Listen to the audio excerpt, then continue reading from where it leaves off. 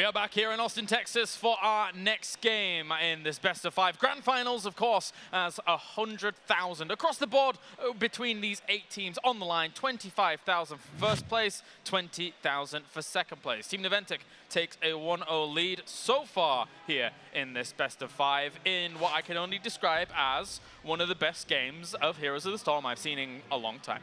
It was an awesome game. Yeah. It was an honor to cast it. Yeah, it was. So amazing. Yeah, very cool stuff. And of course, we can actually check in with the draft as well in terms of the maps to actually see where we are at the moment in terms of those standings for the draft. So, of course, we did have Tomb of the Spider Queen being our first map. And then we're going to be heading over to Sky Temple with 2 Hours of Doom, then Battlefield of Eternity, and finally Cursed Hollow. So it is 1-0 at the moment in favor of Naventic. Obviously, Naventic seem to have learnt some lessons moving from series to series. They decided to just outright ban the Rexar this time. Yeah, the lesson is just don't let them have Rexar, apparently. Apparently, that is the case. But, I mean, even if it does end up going through a draft dread, is there hope that you believe Naventic will be able to even deal with it if they do it? I think so. I spoke with Zuno a little bit on it, and he was just straight up like, it wasn't even like, I didn't think they were going to ban it out, honestly. He was just like, we know how to deal with it, we just didn't draft it. It was like straight up, just like 100% honest. So I feel like they have the tools that if it does seem to come up somewhere else to be able to deal with it pretty easily. All right, well, let's take a look at our next map, of course, as we do head off into Sky Temple. Here is Sky Temple, the largest battleground in the pool. It is a 3-lane battleground with 5 different mercenary camps, as one of those is the Boss. The Boss is a tough one to steal, and it's often a throw pit, although haven't been seeing that too often here, but I think we had one spectacular one. Now, the battleground objective is to capture the temples. Capture it, defeat the guardians there, hold on to it, and it will destroy your opponent's structures with laser beams. And you can even use it to take out the opponent's core. And you often will see teams make that safe pick. Knowing that Sky Temple is a giant battleground, a lot of global presence heroes like we see Falstad there, also ones who can safely hold those temples by themselves with large health pools who can do a lot of damage to the guardians. Now, of course, in our previous series, we did get to see some Dahaka, some yummy, yummy Dahaka play. Are we hoping for that again? I personally am. I would love to see it be bust out, be on either side. I don't really care. I just love seeing that global potential for a Dahaka. I'd actually be really surprised not to see Dahaka on this map going forward. I mean, it's something we haven't seen a lot throughout the weekend, but it was something that we saw just a little while ago, and as Kalera said, fits really well into this map. I do think we'll see Dahaka in question for both of these teams. I don't think it will gain. I don't think it'll be picked before the second ban phase. Okay. It might make it before that if a team already highly prioritizes one global specifically, but I do think we'll see it played. I don't actually believe Naventic played Dahaka almost at all in their qualifiers. They played coming into this tournament. 2 games of Dahaka. Yeah, I just remember it was very low, but at the same time they had the small sample size of games, so you can't always like pull it. Whereas Cloud9, because they qualified last, they actually have an immense amount of games showing their prioritization on him. So yeah, and of course seeing the Thrall do so well in our previous game. Do we get to see him again? I hope so. I honestly don't want to see McIntyre in any other hero. Ever again. Just keep playing Thrall, in his life. They're just like, guys, we banned it. And he's like, no, you didn't. Where's our McIntyre skin? Where is it? Give it now. All right, let's get into the draft for game number 2 as we are here in the grand finals. We will be on Sky Temple. It is time for the Tassadar bans to come out from Cloud9. No surprise. No surprise. This is a targeted ban every single time they play Naventic. Right, and we've talked about Tassadar. He has, looking at the heroes that have been played a lot, the highest of the win rates. He is really enabling teams to be able to get aggressive, and stay alive through that. Team Naventic, they ban Illidan. They do ban Illidan. Is it Kel'Thas going to be the answer? Obviously, Fan a little bit different with his build, but we saw the potential there as it was chunky. Actually going to be a Li Ming, and then most likely prioritization of a tank. Maybe waiting it out and not opting into the tank right yet. Maybe a Sylvanas, but I think Li Ming is going to be pretty much a must-have. Fan is shown to be a legend on the Li Ming. Personally, actually, outside of Crowan, I think the best Li Ming here at this tournament so far. And you were right on point as they do pick up Murden as their second pick, and I'm curious if they saw the build. I don't know if you guys were able to highlight that. There was a full Arcane Orb build on the side of Li Ming. So a lot of poke damage there. Obviously, Fan a little bit different with his build, but we saw the potential there as it was chunking away damage throughout that game. Those were fast picks. They were fast picks. Wow. Super Yeah, fast they came in picks for quick. Cloud9. I mean, Yeah. guys, I've seen Cloud9 take their time in drafting. That's generally something that I associate with them. So just a quick Tyrande ETC follow-up. Makes a lot of sense, right? I mean, Oh, yeah. Yes, with Tassadar off the table as well. I actually Yeah. really want to harp on, I don't want to see Naventic ban a support. Typically you do, and then you pick a support later on. If they Ooh. banned a support as a response, then it would lead them to having no cleanse available, like standard cleanse opportunity to Right. be able to deal with that, and it would actually hurt Naventic more than Cloud9. So I like they decided not to do that. Uther going to be banned out here. Is it going to be a Misha comp? I think it's going to be a Misha comp. That's why the Uther was banned out. You have ETC Tyrande. They're going to be pulling it out here as well. They're going to be opting into the Uther. So this has to be Rehgar and something, and then they leave something later on for dealing with a Rek'Sai if it comes along. I want to see Rehgar Zeratul. Yes. Or Rehgar Sonya, something to be hyper engaged somewhere. Zeratul was in one their of our draft. picks to try and deal with the Rek'Sai. Yes. Boom! Love it! Loving it. Naventic, understanding the circumstances very well, man. Yeah. Gosh. I love this draft so far. These teams are very, very understanding of the situation. You just treat Rexxar like you would any other ranged assassin squishy. I actually view it like how I play against Kerrigan. When she goes Okay. in, you literally just, it hurts you more to run away than to turn around and go, I'm just going to kill your whole team. Right. Do it. Do it, Dunk. Make my dreams a reality. Bring out the Brightwing. I don't know if he's going to, honestly. Oh, well, I guess with how Look the at him, there support he is. situation got down. He's thinking on it. I feel they need Karazim to save a Rexxar if they do that. If they do it. They don't have to do it, That's right? the So because thing, with yeah. Zeratul not picked up, I think Rexxar becomes less appealing. So now they're kind of adapting their draft accordingly, which may actually hurt them. Maybe. I don't think they expect an event to pick Zeratul there. Yeah, not at all. I mean, this is, who knows, Dredd. You are spot on with all these calls. I mean, it is absolutely crazy, and now they're taking their time. This probably threw them for a loop. They're going to spend some time thinking about this. Brightwing obviously gives you a lot for the map, but does it give you a lot for the comp that you're possibly positioning for here? Super fast picks into dipping deep into the time pool.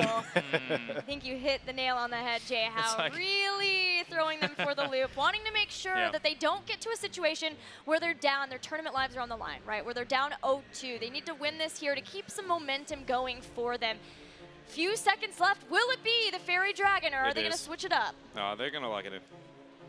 There it is. All right. What is the response now? Yay. I've been trying to figure this out where they go. I think it's going to be a false stat just because it fits so well in the hands. But at the Yeah. same time, So Tyrande players and the Kel'Thas players are essentially K1 Pro and Arthalon. And they already, both of those roles are picked, so Right. I don't, actually, it might be a melee, but Sonya? that was something I thought was an option, but I don't. They're going to, they're Ooh. going I'm in. scared. Okay. I am scared. Oh, I know the crowd would love this. We have some Misha lovers. Misha? Fans of the Misha bear. is almost trending on That- Twitter at this point, I swear. All right. There she is, guys. I wanna Misha and Rexxar, I guess, too. Follow up engage somewhere. Follow up engage. They have a lot of damage already. Sylvanas would be okay. Sylvanas would be There's appealing. a Misha chant in the crowd. I love you guys so much. I think it's gonna be Sylvanas. I might be a Sonya, maybe. I would actually like Sonya a lot too, but not as maybe more. The I thing don't is, know. is that if they did go Sonya, and if they went for Leap and Zeratul engages at exactly the same time, it would blow up. But at the same time, Sylvanas, as you say, is still a good call. Still very valuable on the map. so- Wailing Arrow is still useful. So how I want Naventic to take these team fights is they don't sit there, do that dance around forever. They just open with a void right out the gates, because everything Cloud9 wants to do is dance around and get the engage eventually. Just Yes, literally wait till the yes. group blind void them all. Then you get heavy positioning onto them. You set up obviously a max distance amount of damage coming up from Li Ming. She slows out the skill shots. You instantly Wailing Arrow and just blow up the backline. They have nothing to be able to keep Brightwing, Tyrande, Kel'Thas, all those squishies alive. Yep. You just stack and hard engage. I really want to make sure that they do this because I am so frustrated with how we've seen teams deal with Rexxar so far. Don't allow them the virtue of patience. You give them a test that they give them half an hour for, and then you say, actually, no, you have 5 minutes, let's go. So maybe that could be one of the answers. It's going to be Sylvanas locked in. So it's going to be on to Zeratul to really start honing in a lot of this aggression here for Team Naventic, but they are very well versed with this kind of aggression, right? Absolutely. That is something that for as long as we've known Naventic has worked out for them. we see them, they've developed a lot of patience in that aggression, refined it, if you will, as the team has been around for longer. But even still, that's really where we see them thrive. It was one of the things that I noticed a lot when we see these Naventic Cloud9 matchups is that Cloud9 finds a way to basically back off and control the pace a lot. But as you said, they've controlled the aggression moving forward. They've refined that strategy quite a bit to basically say, hey, we realize what you're doing. We're adopting our strategy. And I think that's why Naventic is one of the best teams, if not the best team. Already up 1-0 here. Are you not concerned a little bit about Cloud9's, I want to call it inflexibility? We approached this finals thinking that they were going to bring out a Rexar. They brought out a Rexar, and I'm 100% sure Naventic knew the Rexar was coming during this draft. Completely agree. And this is why I've said it before, and I'll keep saying it. This is legitimately a repeat of NA in Las Vegas. Right. It is, you have the team who's expected to fail, comes in, does very well, never dropping a game, very convincing, shows too much, goes into the grand finals with the repeat matchup, 3-1 in favor of the other team. Yeah. I think that they showed too much coming up to here to get to second place, to get the qualifiers and make it up to where they are now. And I think 100% Naventic understands it, has adapted it, and now C9's just like, well, this is all we know. This is how we got here. Thoughts, anyone? All I have to say is Naventic better make sure they keep tabs on the boss, because Tyrande Rexar later on, that's all you need. That's all you need. That is true. All right, well, I want predictions from you once again. With Naventic leading 1-0 at the moment, we'll start all the way down with you, Dread. Naventic. I gotta vote for Brightwing and Rexar. Someone has to vote for the Misha. Cloud9. Are you just trying to appeal to the crowd? Maybe. Okay, that's It fine. works. That's Yeah, totally not them cheering for her. I really like that Dread highlighted a lot on how to deal with Rexar with that Zeratul, with that aggression. And if there's any team that can pull it off, Dread, it's Naventic. Yep. And I like what they did in Game 1, Calaris. I'm going Naventic. I think personally that I like what they're doing to try and deal with Misha. I don't know if they're going to do it correctly.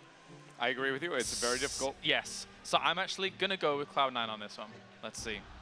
All right. Well, that is it. We are ready to go into game number 2 here for the grand finals of DreamHack Austin, as I hand you over to Gillyweed and Dread for our game on Sky Temple.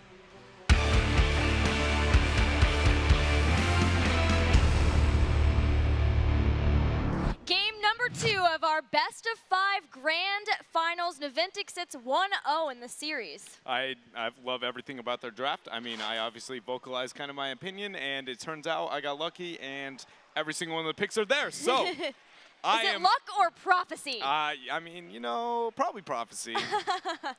Well, here we have Team Naventic.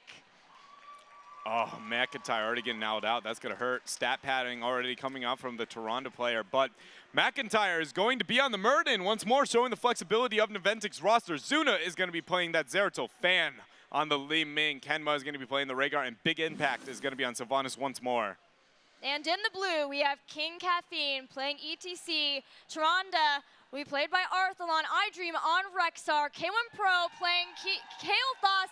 And Brightwing played by Dunktrine. Give it up for Cloud9. And also Misha. And also Misha. I guess she, yep. There she is. Oh, my goodness. In all her bare adorableness glory, if that's a thing. A little bit of the response to try and get something to happen in bottom lane, but they sent Brightwing to be able to deal with this time, so Naventic is not going to end up with the front wall. Already want to say 2-1-2 coming out from Naventic. Not a very common strategy, but I really love it. They've drawn so much aggro to bottom that they're getting free harass on top. Oh, I love this. Li Ming, she has great siege. She's throwing all of her damage onto the towers, and then Sylvanas and bottom, they can pull the members of Cloud9 back and forth. When they show somewhere, then they push out into another lane. Yes. Beautiful. Yeah, and it's something that you actually typically see kind of on Dragonshire, but the fact that it's used on a very large map like this, I love as well. And a lot of that comes down to having the Sylvanas pick. She's very good at making that happen. Then having Li Ming with her siege in the upper lane, it just is very hard to deal with. So Naventic already coming out with a creative response to this composition that I feel like they expected to come out from C9. Right, it wasn't Tomb, and oh, iDream actually absorbing the magic missiles to try to save the tower. It can be concerned for them later on for that first tempo phase if they take too much damage in this top lane. They do, but the temple shrines are going to spawn. Keep in mind, when it comes to the first phase here of the shrines, it's very easy to, whoever controls vision typically is going to make the rotational advantage. Misha's just going to sit up there and dominate the top shrine and keep Rexar in lane. A little bit of an advantage because it allows them to soak while capturing, but King Caffeine already using his power slide there, maybe getting caught out a little bit. Kenma opts in to not go for the body block, instead focusing heavily onto Arthalon, but guess what? McIntyre's looking to do the same. Lunar Flare's going to miss. Now Brightwing has phase shifted up, but Sylvanas has come up too, so it's no situation where the other side has someone soaking in the bottom lane and getting that advantage. Meanwhile, Misha and Rex are having a grand old time in the top lane with that temple. I agree. It's pretty dang cool that Misha can hang out there while Rexar stays safe soaking lane.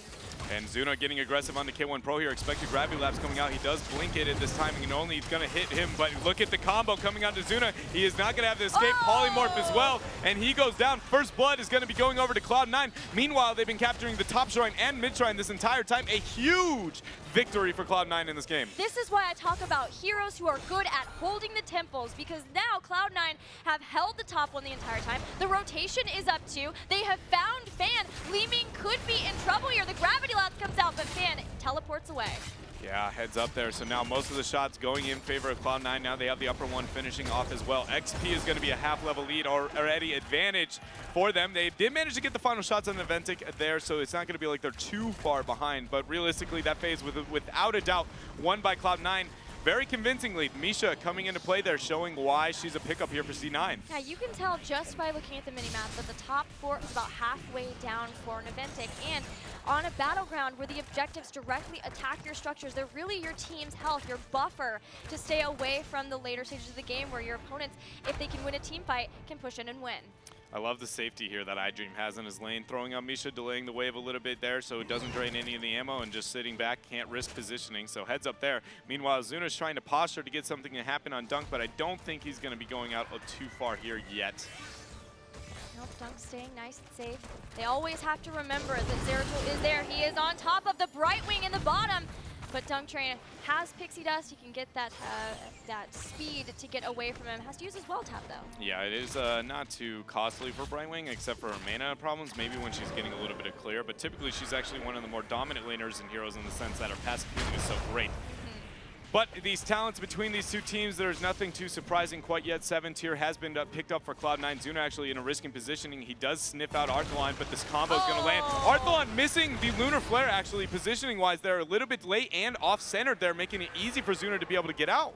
I love though that Dunk Train has Peekaboo because if they know the general location of him, once they phase shift in, they have all the tools they need to lock him down. Power Slide, Lunar Flare, Gravity Lapse, just one to hit, and as long as something is there for the follow-up, they can take out the Zeratul. So now because Team Naventic actually has Sylvanas, she opens up a different style of strategy available when it comes to the next shrine, that she can actually stack with those Night Camp and try and get a little bit of a tri-lane going up there and actually siege up instead of worrying about the bottom shrine. And with the early game composition coming out from Cloud9, that might be what they opt into, but Cloud9 does get the Giants. Meanwhile, Naventic has actually got the Knights to be able to split push for them. I think because how delayed that cap was, they plan on actually pushing on bottom. Yeah, they at least know that there's going to be a Brightwing there, most likely from Cloud9. The fact that she can always phase shift in if she's needed. And iDream putting Misha once again on this temple means that he can stay safe. Look how far away he is. He's just sitting back, hanging out. But Dunk Train's actually getting body blocked very well from Zuna. Very heads up there, and he's not going to be able to escape at this point. His health is very slowly, but surely he will be healing up. But the block from Zuna there. Great job securing the kill. Night Camp still going to be pushing, but half the shots have been won by C9. But look out, Kenma.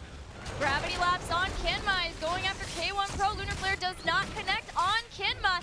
And now the fight rages on as Zuna and McIntyre rotate down. Brightwing back in a few seconds, but they might lose more from this. Misha and King Caffeine trying to stop people. Gravity Lapse picks up McIntyre to throw out the damage, and Fan getting hit by a living bomb, about half health. Everyone does have, a lot of people have their well tap, and now seeing the Peekaboo, Brightwing has gotten back into the fray. Yeah, and Brightwing using that glove is going to put her in a positive situation here, but a half-level lead already going to be gained from Naventic because of how they played this out. Man, The chain CC that you've seen Cloud9 kind of build into has been very unsuccessful this game. I feel like it just feels like a lot of the times it hasn't worked out too well. There goes another combo, and as I say it, guess what? Turn it around. First time they land the combo, and he is going to be dead. Zuna falling down. I was surprised they didn't opt into just giving that shrine up. I didn't feel like they were going to be able to contest it. After they got that half-level lead, I mean, why risk it? Take the race to 10 and win the fight elsewhere. But Kenma's going to get that split push with the Night Cam. From Dr. Dread to Coach Dread, they listened to you, and it paid off. They take out Zeratul, and they get the rest of the shots, even though Naventic picked up their heroic abilities first. Looking at those Wave of Force for Li Ming, not having Disintegrate this time. And Unleash the Boars, Zoya's favorite heroic. Love seeing those little piggies run out and slow people down. I want to say I actually really like Wave of Force, and I know this sounds like, well, you're against an ETC, it makes it mosh pit harder if that's going to be a appealing option, but I actually mainly like it because if they end up opting into getting that early Void, the Wailing Arrow follow-up, it's an immense amount of burst, which is exactly what you need to be able to blow up this composition of Cloud9. Disintegrate obviously does a lot of damage, but I mean, I'd rather take the burst anyways. So I really like that adaptation there from Naventic, and they actually do go with a stage dive instead after seeing that heroic. Yeah, that makes a lot of sense. Anyway, if you were to see it, probably Sky Temple. Add to that the Wave of Force, and it makes a lot of sense there. Yeah, it does for them. So now both teams going to be 11. Let's look at structures here. Almost dead even. Cloud9 with a minor advantage because the bottom four has been falling relatively lower than Naventic's. But for now, it's pretty close to dead even between these two teams. I really want to keep track of this next team fight, though. Gilly, if Naventic is not able to take the team fight and be the ones aggressing and keep doing that dancing around the posturing and risk getting the cooldown stun lock that you see Cloud9 holding so tightly to in these past couple of games, it's going to be really rough for Naventic. It's just going to snowball that lead harder and harder. You know, one thing that may be difficult for Naventic too is you had talked earlier about wanting to make sure that the Void Prison is going to be there. That the Void Prison is key, and with the Starfall, that can make that a lot more difficult for iDream to actually get into the fight because of the fact that if that's placed in a really great place, the zoning may not be there for them. Yeah, I mean, Api and Zuna just is hunting down Brightwing. The Fairy Dragon is having a rough time here, constantly going onto her. Yes, the Polymorph will come out, but guess who's going to be able to have his Vorpal Blade up? This Disable not happening. The Disable coming out too late. Void is going to hit, but big impact, and Zuna most likely going to die. He does take the alternative route, dodging the Lunar Flare there. He will be able to survive, but Sylve is getting tracked down by the Rexar. Boars are going to be popped out at this point. I don't think she's going to be able to make it out. That was beautiful play by Cloud9. The blink kill back aggressively. I was like, what are you doing? Oh no, but they baited out the Void Prison, the rotation around. No, they didn't get Zeratul, but they took out Sylvanas instead, and just in time for a temple phase. I think the most important part of that is, yes, when the, well, mainly getting the kill while the shrine's going to be spawning, but actually the fact that Void Prison was used, I would have actually just rather watched them die, honestly, just because I feel like it's a very crucial tool that they're going to need to be successful in these team fights. I've already touched up enough about how I feel like that's going to go down, but maybe K1 Pro is going to be sniffed out by Zuna. He is going to be a little bit more passive understanding. We haven't seen him in a while, and now instead, he's going to try and pick on Brightwing in the bottom half of the map. Zuna is looking to hunt him down anywhere he can. He will have nobody to port to quite yet here. He's going to open up, see how well this goes down. He does miss the W if that slow is needed. Yeah, and Polymorph too, gonna give up the last few shots to Zuna as the rest of the team is up top in the team fight now. McIntyre body blocked away from the rest of the team, and Ancestral Healing does not connect. Muradin the first takedown of this fight. Yeah, and Avatar was actually going to be popped already there, so he didn't have it as a tool to be able to survive. Now, Cloud9 slowly pulling ahead. Yes, they do have only almost a 3/4 level lead here when it comes to experience, but guess what? Structurally, that is 3 fours that are going to be falling in favor of them. Now, each one is going to be threatening a keep front wall. Meanwhile, Naventic is yet to be able to take out bottom and mid fort. Cloud9's composition and their decision-making around these double temple phases has been excellent. The first one getting a lot from that, softened up a couple of the forts, and because of that, with controlling most of both of these, they've now taken down all 3 of the forts while still maintaining 2 of their own. Yeah, I am surprised to see that Naventic hasn't decided to, I feel like they keep opting into hunting down the Brightwing, and I feel like they do have the opportunity to win those team fights. They have been kind of dancing around Cloud9 rather than being willing to take the fights, and I felt like they would be able to with this composition. Do you think that is Misha fear? Maybe not understanding if they have the composition to be able to force the fights appropriately, but It looks like they might be able to force one right now. Rexar still in the bottom lane, though, for the time being. So this is going to be Caffeine on his own. No port to retreat to at this point. But Gravity Lab's coming out the Kemba. Guess who's going to be blown up quite a bit here. They're going to be able to force the fight. Dunk Train getting the bolt out, or Blink heal out of there, though, Gilly. K1 Pro trying to help Caffeine bring down McIntyre, but in the back, a Wailing Arrow means Brightwing will go down. Now Arthelon just trying to get back to the team. The separation here for Naventic was beautiful, pulling apart the members of Cloud9. Not yet finding anybody else, though, and Misha is going to say, get out of my base. And this entire time, Giants pushing on the bottom half of the map are going to secure the fort, which is now enabling them to almost even out the structures here. XP getting a pretty big lead here still for Cloud9, but Naventic is slowly fighting back here one by one. Void Prison not used in that fight. That was crucial. Wailing Arrow did secure the kill on Dunk Train, and now they're using Sylvanas passive to siege up once more, so really well done. Having Void Prison is huge to have a chance here in this fight, but getting stunned out there. Really good job. Force coming out, Gilly. They're trying to continue this fight. Wave of Force pushes some away. They're slowed down and trying to catch McIntyre. A perfect timing for them to try to get into the fight, knowing that Brightwing can phase shift back in. King Caffeine with the power slide, stunning a couple of the members out from Naventic, but not quite being able to get them. A retreat was perfectly timed from Naventic. And look at the heroics used. We had Unleash the Boars, we had Starfall and Phoenix all used. Meanwhile, Ancestral was the only one going to be used in that team fight. Wailing Arrow is going to be coming up relatively soon. The patience from Zuna on Void there. I thought they were going to turn it and pop it right then. I love the patience now, putting his team in a position to still be able to take that fight. Once Wailing Arrow comes up, expect them to be the aggressors here, as long as they have the same talent here. Yeah, Cloud9, speaking of the talent here, is about to get 16% of their opponents. There is the stun lock. Zuna is out. They have the Void Prison, but no Zeratul. Yeah, that's this problem that we've seen. That's the second time that's actually managed to happen this game. Stage Dive coming in. He's not going to hit anybody quite yet here, but Kel'Thas is going to be able to get onto Big Impact. Meanwhile, Murden's trying to run for his life. The Boar's coming in. The Polymorph, he does have Dwarf Toss and Avatar. It's not going to matter at this point. And guess what? He's going down. The zoning. Did you see Calf hanging out on the death bridge saying, you can join your teammates? I would say don't do it. But if you want to, I can take you out. They get Murden. It was great. The Polymorph was there. And now, off of that, a boss available. A boss that they can use to try to bring down a keep and open up a way to the floor. Yeah, really good job. And it's going to be stacked with the Giants on bottom and a Shrine that is going to be shooting there. So this will be an immense amount of damage coming on to the keep here for Cloud9.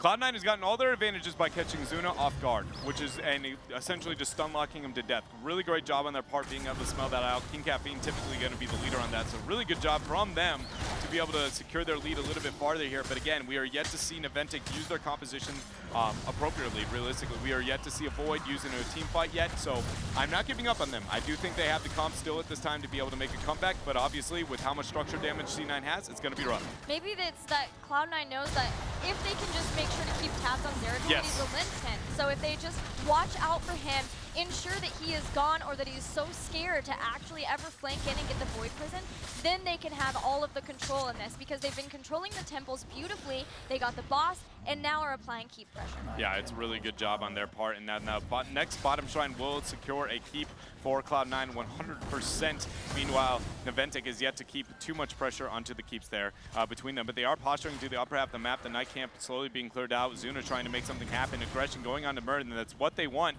I am surprised. Oh, but damage coming out there, a little bit of harass. Expect the stun lock onto Zuna.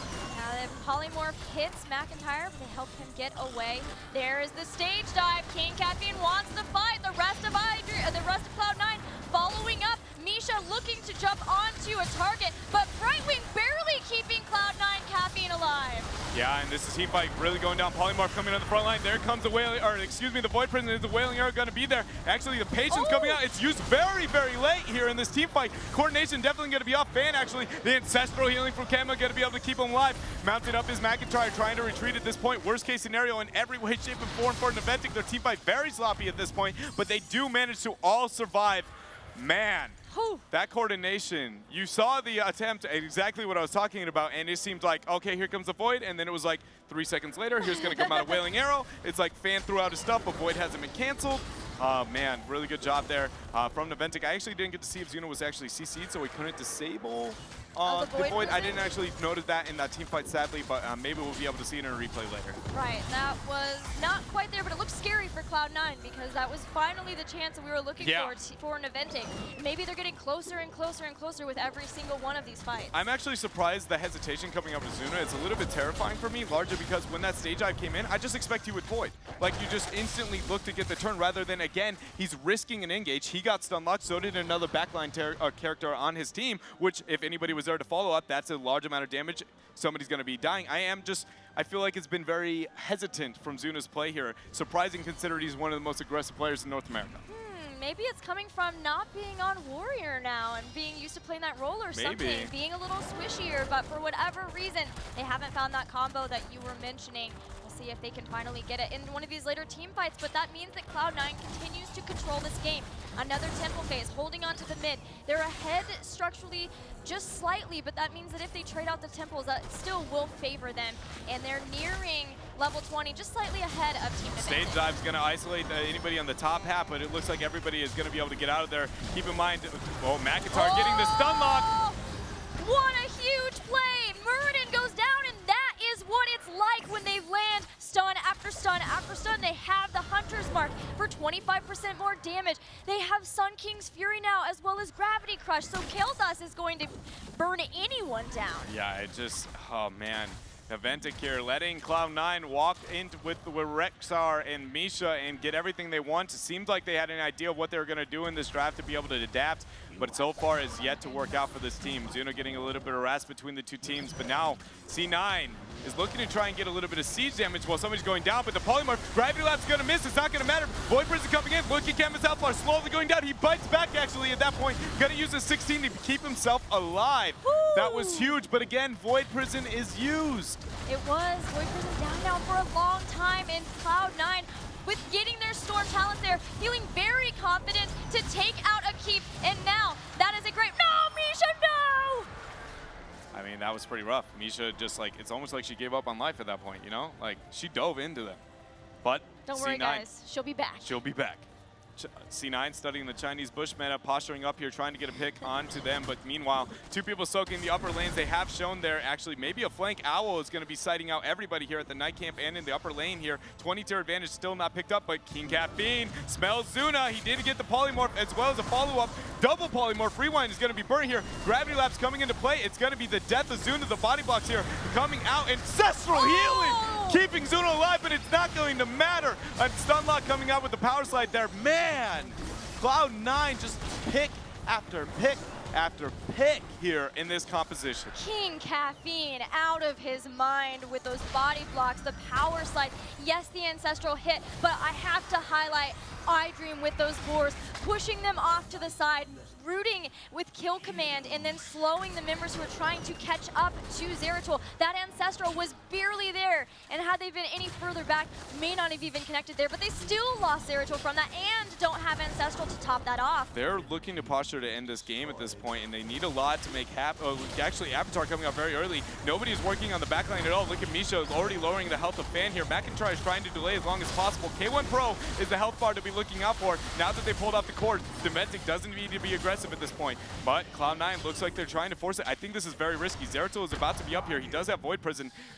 Questionable decision-making come out from Cloud9, maybe just trying to bait something, get another risky pick here, but now they are going to be split. Yeah, they are trying to get out of here, the Earthbind Totem, attempting to slow them down from getting away. Now the temple phase is still available, and we already see that Misha has taken command of that middle temple with iDream as Rexar posturing around it. Misha gets thrown off of the temple. We'll get right back into the action. I can't, dude. Misha right now getting the crowd going here, but stage dive coming into play here. Everything is up for Naventic and Cloud9. Will the Void Prison combo come out? Here comes the root from the boars. And a Gravity Labs, and there goes Muradin. No Warrior, the Fan is getting hit. Polymorph, Ancestral, Void Prison slowing down. King Caffeine might have gone too far after the Void Prison stopped his team members. And now a tank down on either other side. Yeah, way before this is going to be up at this point. Will Zeratul actually get enough poke to make something happen here? You know, Dunk Trainer, Arthalon, all the targets actually are going to be looked at except for Rexar at this point. Zuna posturing up, but he does get the gravity lapse in. Look at his health bars going down. Slowly but surely, he will be able to survive. Misha missing the stun here. This is Cloud9's time to thrive, though. Look at the core. It is going down 79% at this point. The catapults have been sieging up so much. Shots from mid are going to be an immense percentage. Oh, Zuna is That's out. it. Kenma is down. Still, there are Temples alive. Big impact separated from his team. Misha and Rexar on the chase, going after Sylvanas. Fan trying to help. Rexar feigning death because he knows Misha. Plus the Bruisers are the The MVPs. Wizard locks it down. A 5-man ace coming out there. The wipe is real. And K1 Pro walks it in and secures the game for Cloud9, going 1-1. Both teams winning their games. Man, Rexar establishing dominance on every map he seems to be played on here so far. I'm surprised Naventic was yet to pull the coordination and get their combo out. Let's be frank here. It's not Rexar. It's Misha, yeah. It's Misha and the Bruisers. Yeah, and the Bruisers, yeah. It's like Misha, she's got like this secret thing where she can like interact with the map. She can be like, yo, like, you know, you maybe bribe them and just like, hey, can you help me out here with this kill? Yeah, it's just I don't feel like running that far. I'm a bear. I'm Yeah. kind of big. I'm about to hibernate. Either way, they got it. Never mind bears being nearly extinct. For Misha, when she dies every so often, she's putting Naventic on the extinction list at the moment. Whoa. That's like, and yeah, just gonna say, like, at the beginning of that, I felt that they weren't going to be able to deal with this composition, and it came true. I don't think it's as cut and dry as they believed it to be when it comes to the draft. In what they anticipated to try and deal with it, you need the execution there as well, and it wasn't there. I agree with you. My main counter-argument would be that how many times did you see Void Prison come out before the engage on the side of C9? It was always reactive, and that was the only reason you picked Zeratul, is you're the ones who are going to engage on Cloud9. Yeah. And guess who never, ever engaged on Cloud9? Naventic. Exactly. They They had didn't the do one it. time, They didn't the know how one. to. The one in the Wailing Arrow. Void It Prison was, didn't yeah, and win. it was very staggered, very uncoordinated between Naventic, so I mean... I'm not saying that they couldn't deal with it with this composition. I'm saying that They didn't. They didn't have the They just coordination, didn't. yes. that's why I kind of went for C9 in that regard. It's not easy. I hope in the future, if we see more Rexar, a safer follow-up. Not necessarily the dependent Li-Ming Wailing Arrow style. I'd like an APOC. They took Brawl off the board to, I think, avoid some of that engagement possibility. Maybe. Possibly. I mean, there's always good options to try and flank into Sky Temple, especially when the forts have gone down. The map opens up a whole lot more, right? Once forts have gone, and then you're in towards the mid-game, and then something like a Thrall is very, very impactful. Maybe not so much toward the earlier stages of the game, but later on, very, very strong. Well, maybe if we don't find the answer to Rexar and Misha here, when we see them in every single Hero League game following, Oh, man. we can figure it out then. I think they're still really popular right now, actually, after the changes, to be honest Even with more, you. even more so. Okay, let's go into our first replay, of course, going into Sky Temple. We're going to talk about some of the, we'll slow it down right here. You're going to see the Wailing Arrow come out. Watch this. Look at that. Juked right there. This is some of the misplays that we saw. Dread, you were actually talking about how much they were going for Brightwing early on, and you can see committing a Wailing Arrow for a Brightwing. And a Void. Who juked it, and the Void. Right there. These are some of the misplays that happened for Naventic in these fights, and when that went off, my mind was blown. But the follow-up there results in a dead Sylvanas. That's probably my favorite play of the game. Yeah, that was Hands crazy. down, that Brightwing play. Come on. Wouldn't have been able to do that with many other supports, would you really? So, good job, Right Wing, I suppose. Yep. Very, very nicely done. Did you have any other replays to show us? We did have, I think, a couple. I think we're going to try and get to those. Obviously, it wasn't nearly as exciting as we had last game. This right here. Look at the pressure that Misha. Let's get Misha high. I like how he threw the balls out and it just turned around and went back. Nothing to see here. I wanted to see that again. That's cute. I didn't even notice that until just then. He threw out the balls and it was like, nah, it's already dead. Whatever. I'll just walk back. I'll just walk back. That was cool stuff. But obviously, very, very strong as a whole here. Cloud9 able to tie up the series 1-1 now. A lot of some people, especially like, were predicting even the idea of a 3-1 though. Is that the one token game that Cloud9 gets here, or are they still looking strong? That's the one token. Right. Dread, I have one question. We've seen Rexar a couple times on Tomb by Cloud9. Not a one-trick pony. They just played it on Sky Temple. Yes. Do they play it again?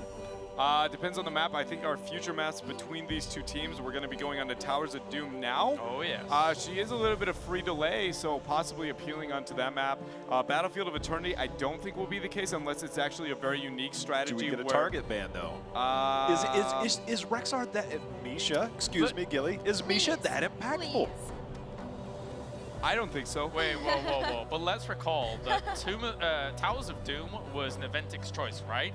The map that they lost so handedly to Cloud9. So surely Naventic must have something here. I mean, that's what happened with Game 1. I'm guessing it won't be Abathur. Yeah, we saw Tomb of the Spider Queen was the map that C9 pulled out. Rexar originally beat them on, and then they said, well, we're just going to pick it now. And they beat them pretty well. I don't know about convincingly, but they definitely had a strong grasp that entire game, and I think that'll be the case going into the next match, even though it's C9's preferred map, if you will.